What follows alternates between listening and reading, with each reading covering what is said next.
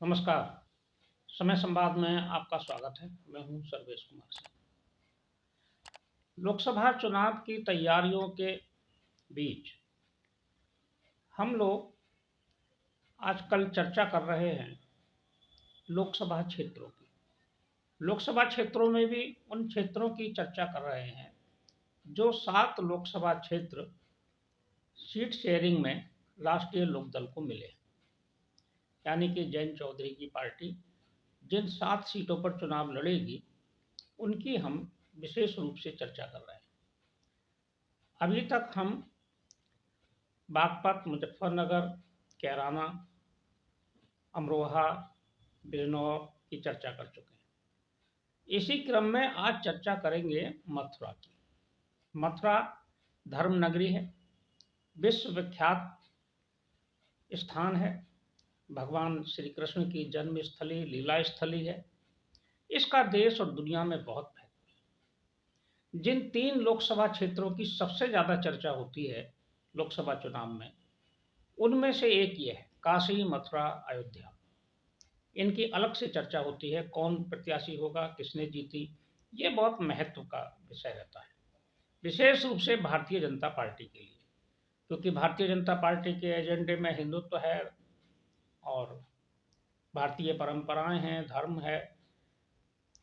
ऐसी स्थिति में मथुरा बहुत महत्वपूर्ण लोकसभा क्षेत्र हो जाता है। मथुरा लोकसभा क्षेत्र की एक विशेषता ये भी है कि ये जाट बाहुल्य लोकसभा क्षेत्र है। मथुरा पश्चिम उत्तर प्रदेश में है, यहाँ से दिल्ली नज़दीक है, राजस्थान का बॉर्डर है और मथुरा भारतीय जनता पार्टी की जो संगठनात्मक रचना है उसमें ब्रज क्षेत्र में आता है। मथुरा से इस समय बहुत ही प्रख्यात और कहा जाए अपने समय की बहुत लोकप्रिय कलाकार, सिनेमा की कलाकार हेमा मालिनी यहाँ से सांसद हैं। हेमा मालिनी 2 बार से लगातार मथुरा से जीत रही हैं। वो 2014 में यहाँ चुनाव लड़ने आई थी और 2014 में वो लगभग 2 लाख वोटों से यहाँ से जीती थी और 2019 का चुनाव भी उन्होंने जीता। खास बात यह है कि हेमा मालिनी ने 2014 के चुनाव में इस सीट से राष्ट्रीय लोकदल के जयंत चौधरी को हराया था। ये सीट जहां भारतीय जनता पार्टी के लिए महत्वपूर्ण है, वहीं ये सीट राष्ट्रीय लोकदल के लिए भी बहुत महत्वपूर्ण है। इस सीट का इतिहास ये है कि ये बहुत प्रमुख लोगों का कर्मस्थली और प्रमुख लोगों का संसदीय क्षेत्र रहा है।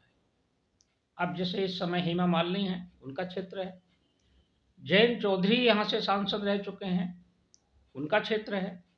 जयंत चौधरी की दादी यानी कि अजीत सिंह की मां गायत्री देवी, चौधरी चरण सिंह की पत्नी, यहाँ से चुनाव लड़ी थी। तो इसलिए ये क्षेत्र चौधरी परिवार के लिए बहुत महत्वपूर्ण है और भारतीय जनता पार्टी के लिए सबसे ज़्यादा महत्वपूर्ण है, क्योंकि भारतीय जनता पार्टी ने लगातार यहाँ लगभग 4 बार तो लगातार यहाँ से सीट जीती है। ये जो हम बात कर रहे हैं ये 1971 के समीकरणों की कर रहे हैं। 1971 के बाद से 4 बार भारतीय जनता पार्टी ने लगातार जीत दर्ज की, उसके बाद 2 बार और जीत दर्ज की अभी तक, यानी कि कुल 6 बार, 13 में से 6 बार भारतीय जनता पार्टी ही जीती है। यहाँ कांग्रेस भी जीतती रही शुरू में, लेकिन बाद में कांग्रेस का ग्राफ नीचे आ गया था। कांग्रेस ने भी हालांकि 71 से लेकर 2019 तक 3 बार यहाँ से जीत दर्ज की है। जनता पार्टी भी जीती है यहाँ से और भारतीय जनता पार्टी जीती है, जनता दल जीती है। लेकिन खास बात यह है कि यहाँ कभी बहुजन समाज पार्टी और समाजवादी पार्टी ने जीत दर्ज नहीं की। ये दोनों सीटें यहाँ कभी खाता नहीं खोल सकी। उसकी वजह है कि मथुरा धर्म नगरी है। धार्मिक नगर में सपा और बसपा की एंट्री नहीं हो पाई। अब देखते हैं 1971 से अभी तक का इस संसदीय क्षेत्र का इतिहास। इस संसदीय क्षेत्र में एक और प्रमुख व्यक्ति हुए जिन्होंने चुनाव लड़ा, कुंवर नटवर सिंह। कुंवर नटवर सिंह कांग्रेस सरकार में विदेश मंत्री रहे थे। वो पूर्व राजनयिक थे। वो भारत सरकार की विदेश सेवा में नौकरी की उन्होंने, विदेश सचिव भी रहे, उसके बाद राजनीति में आए थे, लेकिन वो यहाँ से चुनाव हार गए थे। तो आप देखते हैं 1971 से लेकर 2019 तक के इस क्षेत्र के संसदीय इतिहास को। 1971 का चुनाव कांग्रेस की लहर का चुनाव था। इसमें यहाँ चौधरी चकलेश्वर सिंह कांग्रेस के टिकट पर चुनाव जीते थे। दूसरे नंबर पर यहाँ भारतीय लोकदल रहा, बीएलडी रहा। बीएलडी चौधरी चरण सिंह ने बनाई हुई पार्टी थी। चौधरी चरण सिंह ने उसी समय 1971 में ही अपना दल बनाया था और पहली बार उन्होंने पश्चिम उत्तर प्रदेश में कई सीटों पर अपने प्रत्याशी खड़े किए, उसमें मथुरा भी था। मथुरा से बीएलडी के कैंडिडेट चौधरी दिगंबर सिंह थे, लेकिन वो चकलेश्वर सिंह से चुनाव हार गए। 1977 में जनता पार्टी बन चुकी थी। जनता पार्टी की लहर थी, जनता लहर थी। जनता पार्टी ने यहाँ मनीराम को टिकट दिया। मनीराम जनता पार्टी के प्रमुख नेताओं में से शामिल थे, वो जीते। और उसके बाद जो 1980 का चुनाव हुआ, 80 में चौधरी चरण सिंह ने अलग पार्टी बना ली थी, जनता पार्टी का विभाजन हो गया था। जनता पार्टी सेकुलर के नाम से चुनाव लड़ा। चौधरी साहब के कैंडिडेट इस पार्टी से खड़े हुए।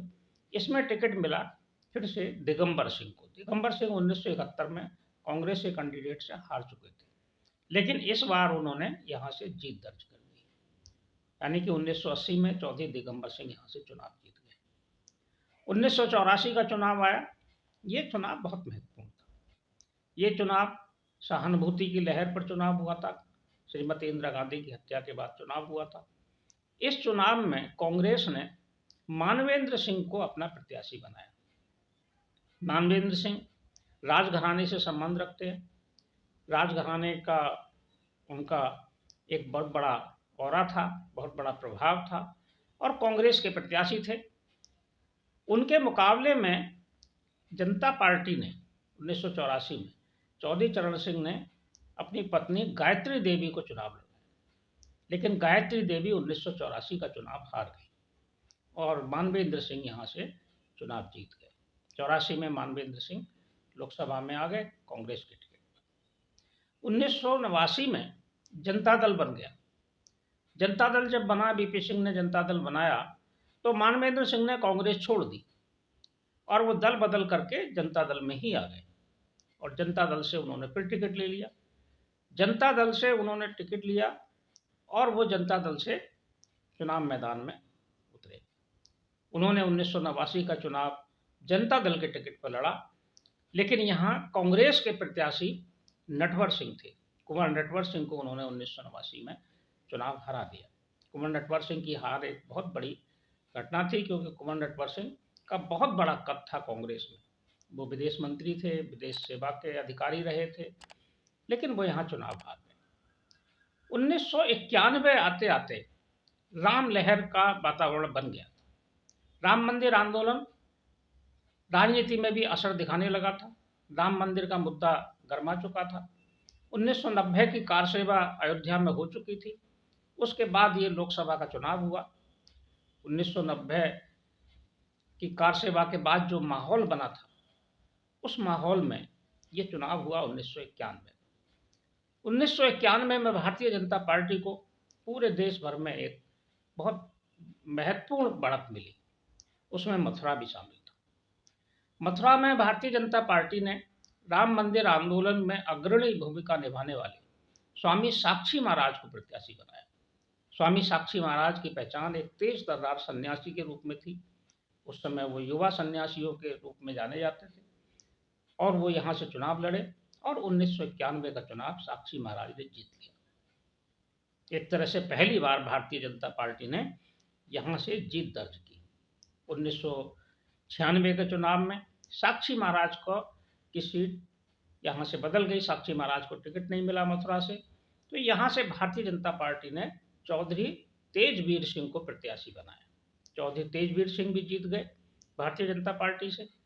वो 1996 का चुनाव जीते, फिर 1998 का चुनाव भी जीते और 1999 का चुनाव भी जीते। 3 बार लगातार चौधरी तेजवीर सिंह भारतीय जनता पार्टी के टिकट पर मथुरा लोकसभा क्षेत्र से जीतते रहे।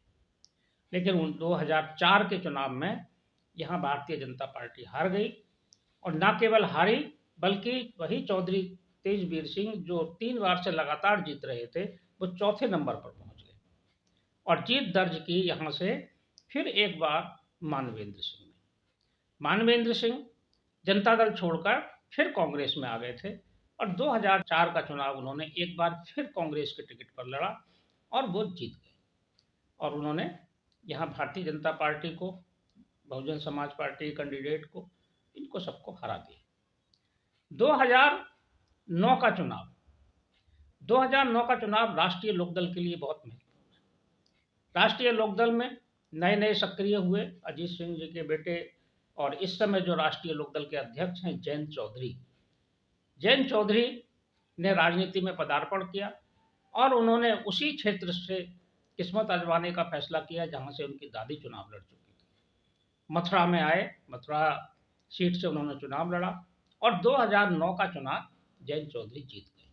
जयंत चौधरी 2009 में पहली बार लोकसभा में इसी क्षेत्र से गए। लेकिन 2009 के बाद जो 2014 का चुनाव हुआ, 2014 के चुनाव में जयंत चौधरी इस सीट से ही चुनाव हार भी गए और उन्हें हराया हेमा मालिनी ने। भारतीय जनता पार्टी ने हेमा मालिनी को टिकट दिया। हेमा मालिनी ने एक बहुत बड़ी जीत दर्ज की और वो न केवल 2014 में जीती बल्कि वो 2019 में भी जीती और अभी वो यहाँ से सांसद है। तो 1971 से लेकर 2019 तक का ये इस सीट का इतिहास है। कई प्रमुख हस्तियां, बड़े नाम यहाँ भाग्य आजमाते रहे हैं। हम पहले ही बता चुके हैं, हेमा मालिनी, नटवर सिंह, जयंत चौधरी यहाँ से चुनाव लड़े हैं। और जो लोग कई बार सांसद रहे हैं उनमें तेजवीर सिंह का नाम याद किया जाता है। 3 बार वो यहाँ से सांसद रहे। 3 बार ही यहाँ से मानवेंद्र सिंह सांसद रहे। 2 बार हेमा मालिनी हो गई हैं सांसद। अब देखते हैं 2024 के चुनाव के समीकरण क्या हो। 2024 का चुनाव फिर उन्हीं समीकरणों पर होगा, क्योंकि ये सीट जाट बाहुल है और सभी पार्टियां अधिकांशतः यहाँ जाटों को ही टिकट देती हैं। हेमा मालिनी भी जाट परिवार से ही हैं। वो बहुत बड़े अभिनेता धर्मेंद्र की पत्नी हैं, इसलिए वो जाट सीट का प्रतिनिधित्व करती हैं। और कांग्रेस भी यहाँ से किसी जाट को ही कैंडिडेट बनाती है। राष्ट्रीय लोकदल भी जाट को बनाती है, भाजपा भी जाट को ही बनाती है। इस बार फिर यही संभावना है कि कोई जाट प्रत्याशी ही भारतीय जनता पार्टी से, संभवतः हेमा मालिनी ही हो। अगर आयु का कोई निर्णय भारतीय जनता पार्टी में नहीं हुआ, अगर कोई राइडर अगर नहीं लगाया गया 70 साल से ऊपर के प्रत्याशियों के लिए या 75 से ऊपर के प्रत्याशियों के लिए, ऐसे कोई नियम नहीं बना, तो हेमा मालिनी एक बार फिर इसी क्षेत्र से प्रतिनिधित्व करेंगे। उनकी जीत में कोई संदेह नजर नहीं आ रहा है। हालांकि राष्ट्रीय लोकदल यहाँ संघर्ष करेगा। राष्ट्रीय लोकदल का अपना एक आधार है, परंपरागत वोट है, लेकिन हेमा मालिनी की लोकप्रियता में कमी नहीं आई है। कुछ लोग ये जरूर कहते हैं कि हेमा मालिनी अपने क्षेत्र में कम सक्रिय रहती हैं, लेकिन भारतीय जनता पार्टी का बहुत बड़ा वोट बैंक है और जो इस समय का माहौल है उसमें भारतीय जनता पार्टी कहीं से भी कमज़ोर नज़र नहीं आ रही। लेकिन ये अलग बात है कि यहाँ बहुजन समाज पार्टी और कांग्रेस का प्रत्याशी कौन होगा। और अगर राष्ट्रीय लोकदल ने कुछ ऐसा फैसला किया कि एक बार फिर यहाँ से जयंत चौधरी फिर चुनाव लड़ने अगर आ गए, तब फिर ये मुकाबला बहुत रोचक हो जाएगा। जहाँ जयंत चौधरी के प्रति यहाँ बहुत लगाव है, सेंटिमेंट्स है, लोग उन्हें पसंद भी करते हैं, वो एक बार फिर यहाँ हेमा मालिनी के लिए चुनौती भी खड़ी कर सकते हैं और एक बड़ा परिणाम कारक यहाँ से परिस्थितियाँ भी बना सकते हैं। लेकिन देखते हैं समय आने पर क्या होगा। आज मथुरा की इस चर्चा में इतना ही। कल फिर किसी एक दूसरी लोकसभा क्षेत्र, जो एक और लोकसभा क्षेत्र बची है जो राष्ट्रीय लोकदल को मिली है, उसमें हाथरस भी है। कल हाथरस की चर्चा करेंगे। आज मथुरा की चर्चा में बस इतना ही और समय संवाद में मैं आज की चर्चा को यहीं समाप्त करते हुए नमस्कार।